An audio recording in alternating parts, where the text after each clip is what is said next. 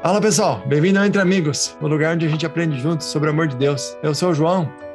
E eu sou o Pitu. Estamos aqui mais uma semana estudando sobre o livro de Hebreus. E se é a primeira vez que você está nos acompanhando, está nos ouvindo, nós seguimos a lição da Escola Sabatina da Igreja Adventista do Sétimo Dia, e são estudos que têm temas a cada trimestre. E esse trimestre estamos estudando sobre o livro de Hebreus. Então, desde o início, demos uma introdução sobre o livro de Hebreus, e a cada semana vamos estudando um pouquinho mais.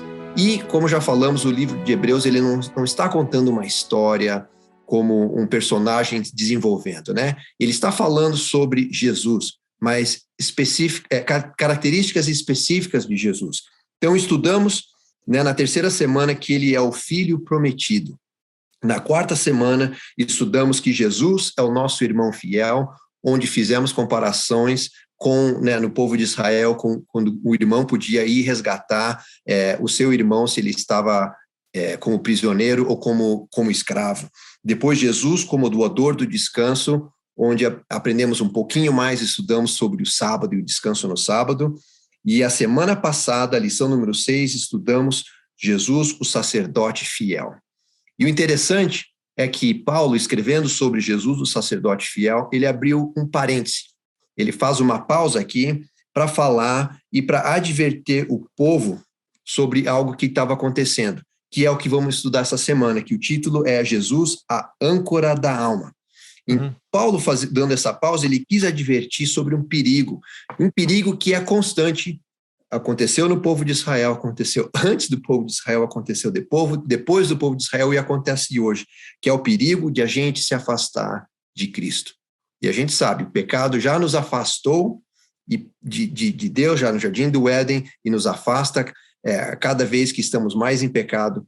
Mas mesmo aos cristãos, os cristãos que estão na verdade, que estão iluminados, ainda há o perigo deles se afastarem. E por isso que Paulo, ele dá uma pausa e fala, temos, né, que tomar cuidado, e faz essa advertência que está em Hebreus no capítulo 6, né, João?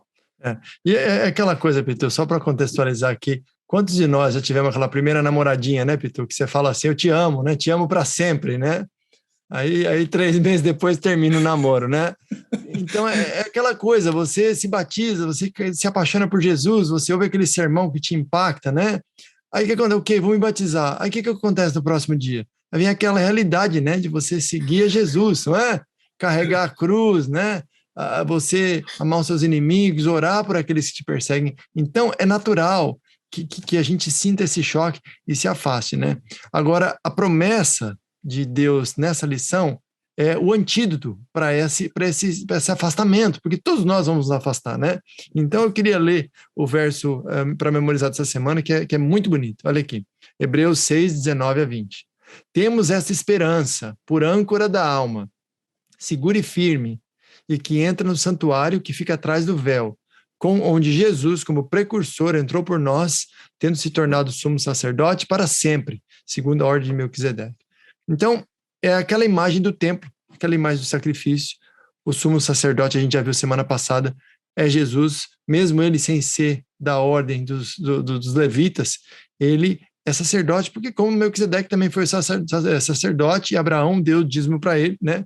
Então, Jesus é a nossa âncora, né? Agora, que esperança é essa, né, Pitu? Porque a gente, como cristão, a gente está no mundo, mas a gente não é do mundo. Então, a imagem do barquinho sendo atacado pelas ondas, é uma imagem perfeita para o cristão.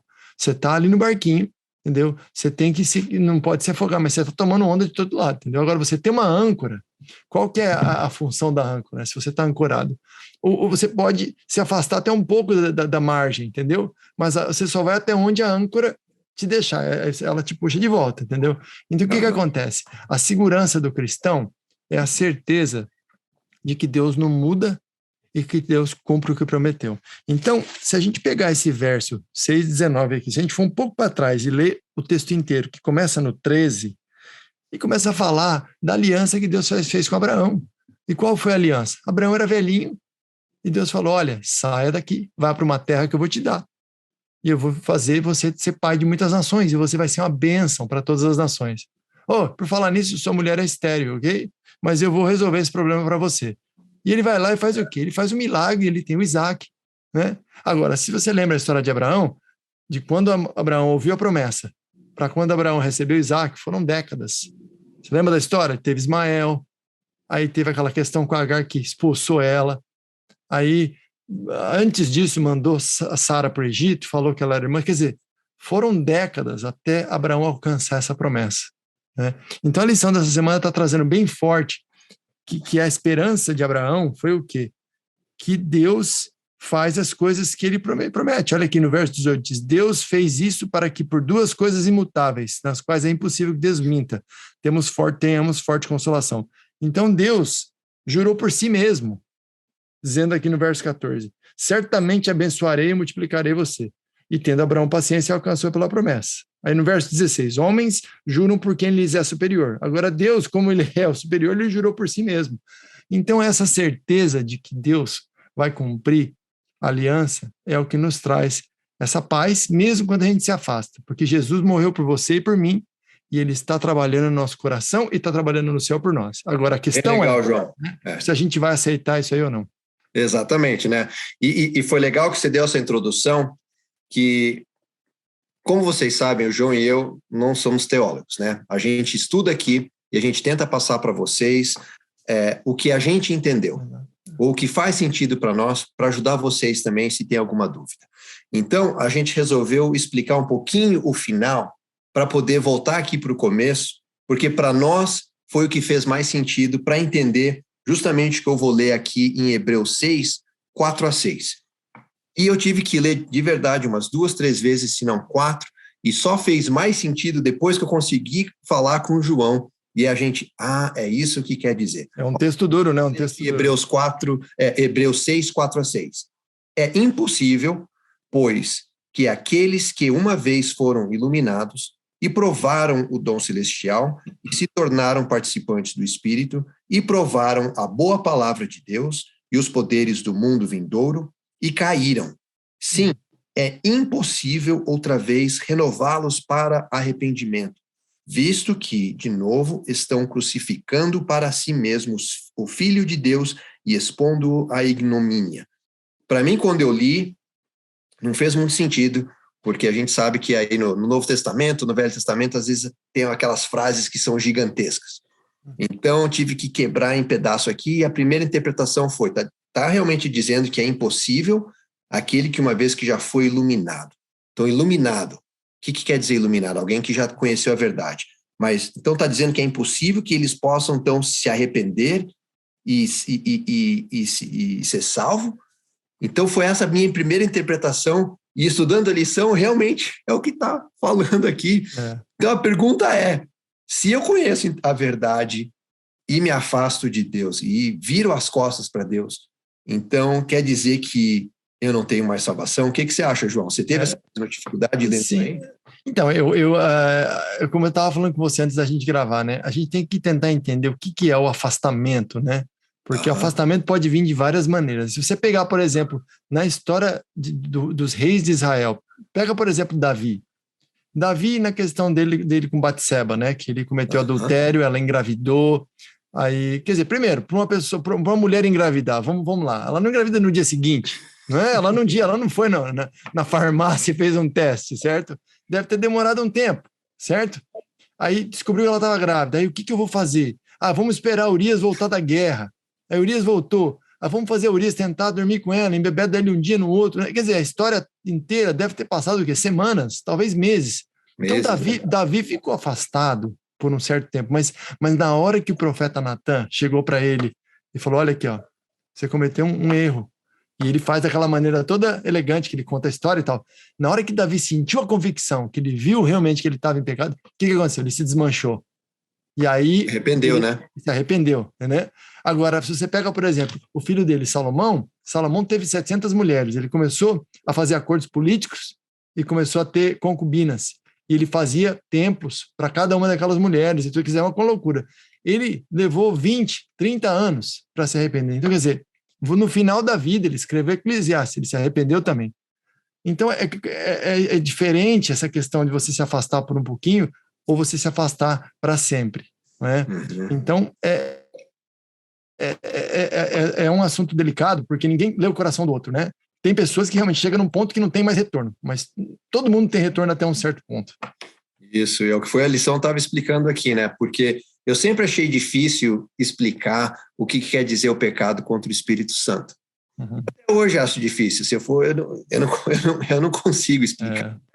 Mas o que está falando aqui, o que Paulo está advertindo ao povo é: se vocês conhecem a verdade e por sua vontade própria rejeitar a Deus, então tem certas características, né? Se eu rejeitar a Deus e rejeitar o Espírito Santo, sim, quer dizer que não tem mais jeito. Ainda tem umas certas explicações. E a gente daí, para a melhor forma para entender isso daqui, é usar o exemplo de Pedro, né? Que o Pedro também rejeitou. Ele não negou a Deus, a Jesus. Quantas vezes que ele negou, Três né? vezes. 3 vezes, né? E logo depois que ele falou o quê? Não importa o que acontecer, vou estar do seu lado, firme e forte, não tem jeito, pode cair o mundo aqui, eu vou estar lá firme e forte. Primeira coisa que vem o Pedro e fala assim: você parece um dos caras que andava com Jesus ali, não é você? Não. Tem certeza? Não. Aí depois, o que aconteceu? O Galo cantou 3 vezes, ele também se arrependeu. Então, tem esperança sim, a gente pode se arrepender, mas tem que ser um arrependimento com humildade, um arrependimento que vem do fundo, né? Uma atitude de humilde arrependimento, igual a de Pedro. Então, nesse sentido, o perdão é sempre possível. Isso, né? Aí tem o que você estava falando, né? A questão das alianças e as promessas que Jesus sempre disse e vai acontecer. Uhum. E Pitu, eu acho que você falou uma coisa muito importante, que é a questão de Pedro, né? E Pedro, ele recebeu uma certa luz enquanto ele estava com Jesus, ele foi iluminado, né? Mas foi depois que Jesus morreu que ele recebeu realmente o Espírito Santo, né? Então, eu fico pensando se essa iluminação não é algo progressivo, entendeu? Cada vez mais eu e você vamos aprendendo sobre o que é seguir a Deus, não é? Por exemplo, pega a própria Igreja Adventista. No começo, por anos, eles não guardavam o sábado. Eles não sabiam que precisava guardar o sábado. Aí eles descobriram, não, vamos guardar o sábado. Vamos fazer essa reforma de saúde. Quer dizer, aos pouquinhos, você vai tendo reformas. Esse é o tipo de coisa que Deus vai cobrar de você, certo? Isso. Ele vai cobrar de você porque a partir daquele momento você está aprendendo. Então você não aprende tudo sobre Deus num dia só. Não é aquele download, aquele que vem num dia só. Você vai aprendendo aos pouquinhos. Agora, o que você aprendeu, voltar para trás, que é o complicado. Agora, eu queria, Pedro, que a gente terminasse fazendo um contraste de 2 personagens, porque você falou da história de Pedro, e eu sempre me impressionei com a história de Pedro, porque Pedro, ele não mentiu quando ele disse para Jesus que ele estava disposto a morrer por Jesus. Porque ele foi lá, ele cortou a orelha do servo, né? Do sacerdote, mas de alguma maneira... Do soldado, desculpa. Mas de alguma maneira, ele travou numa certa hora e ele fugiu. E aí, né? E diz que ele saiu e foi chorar amargamente. Mas o que é mais curioso é que a história de Pedro, ela acontece na Bíblia, em Mateus 26, final de 26 e 27, logo antes da história de Judas. Então você vê 2 apóstolos que seguiam a Jesus, 2 apóstolos que estavam ali no círculo dos 2 ali. Os 2 aparentemente se arrependeram, agora um conseguiu se reatar com Jesus, Jesus o tornou a rocha, né? O tornou o líder da igreja, e o outro se suicidou, né? Aí quando você vem olhar o que Judas sentiu, não foi arrependimento. Olha o que Judas sentiu aqui, ó. Vou ler para você rapidamente, Mateus 27, 3.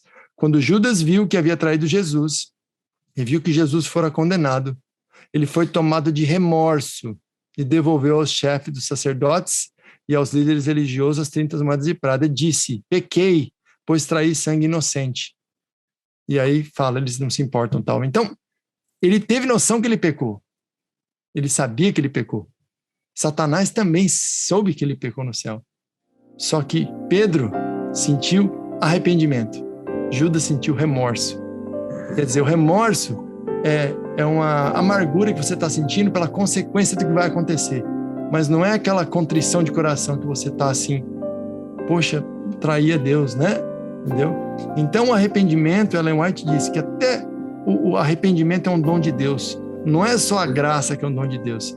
eu e você, Pitu, por nós mesmos, se não for pelo Espírito, a gente nunca vai ter a vontade de se arrepender. Por quê? Nós estamos afastados, nós vivemos na carne, que é um estado afastado, né?